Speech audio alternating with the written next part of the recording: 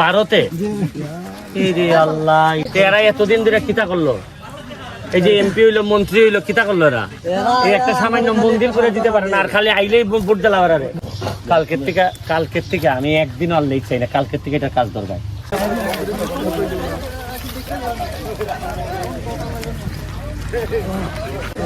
এটা এখানে দিব আর ওই গাছের তলে দিলাইলে খুব সুন্দর গাছের তলটা ভর্তি কর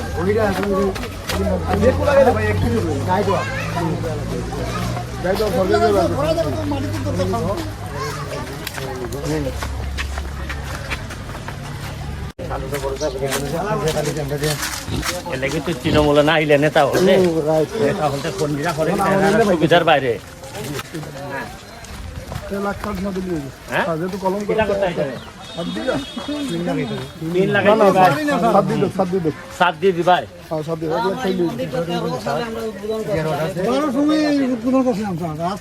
ভারতে আল্লাহ এটা কি রাজনীতি চলছে দেশটাতে? পাইছো না? এরা এতদিন ধরে কিতা করলো? এই যে এমপি হইলো, মন্ত্রী হইলো, কিতা করলো এরা? এই একটা সামান্য মন্দির করে দিতে পারে না, আর খালি আইলেই ভোট জ্বালা রে।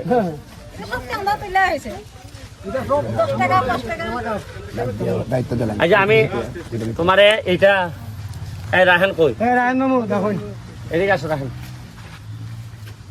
তুমি আগামী কালকে থেকে শখ ভাই আসো এদিকে।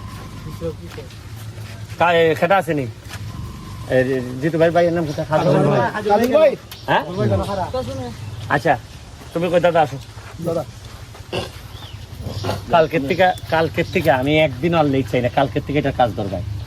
দুইটা যদি উপরে ছাদ দেয়া লাগে, যা যা দেয়া লাগে, যেমনি যেটা লাগে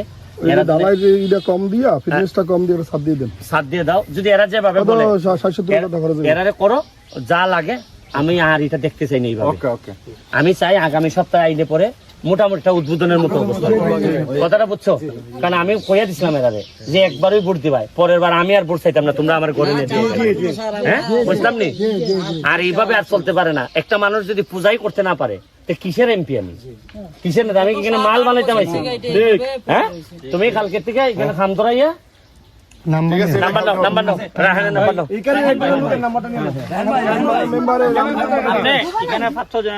তোমারটা আলাদা, তোমার আপনি দেখেন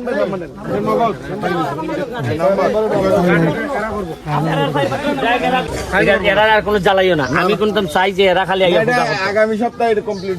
ঠিক আছে? আর এইভাবে আমার সাথে যোগাযোগ রাখবাই। তোমরা আমারে এত ঋণে ফালাইছো যে আমারে চা বাগানের মানুষ আমারে এত সম্মান দিছে যে আমি সারা জীবনে এই ঋণ পরিশোধ করার মতো, যে আশীর্বাদ আমারে করছো তোমরা, এটা আমি সারা জীবনে আমি এই ঋণ পরিশোধ করার মতো না। কথা বলছো দাদা? থ্যাংক ইউ দাদা।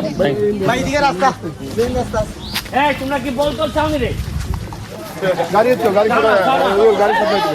জায়গা রে বল চায় না রে, বল চায় না রে। চাওনি বল দিব তো। রাহান দুইটা বলের টাকা দিয়ে দুইটা বল, আর খেলবাই নি ভালো করে, করবাই নি ভালো করে। আর রাহান মার লেগে দোয়া করবাই, যাও দোয়া করে যাও। আপনারা কিনা দিয়ে এইভাবে এমপিগিরি করে